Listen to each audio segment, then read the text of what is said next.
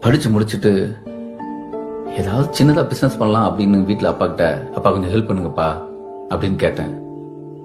பணம்லாம் எதுவும் இல்லடா, வேலைக்கு போய் சம்பாதிக்கிற வழியை பாருன்ட்டாரு.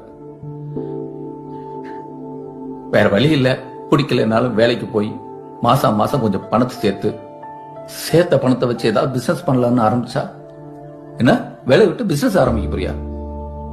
பிசினஸ் பண்றவனுக்கு எவனா பொண்ணு கொடுப்பான்? நீ ஒழுங்கா வேலைக்கு போ, அப்பதான் கல்யாணத்துக்கு நல்ல பொண்ணு கிடைக்குனாங்க. கல்யாணமும் முடிஞ்சது. என் ஒய்ஃபு கிட்ட இப்ப ஏதாவது பண்ணலான்ட்டு, மா ஒரு ரெஸ்டாரண்ட் ஆரம்பிக்க போறமான்னு. பைத்தியம் முடிச்சிருக்கான்னு கேக்குற. சாஃப்ட்வேருக்கும் ரெஸ்டாரண்ட்டுக்கும் என்ன சம்பந்தம்?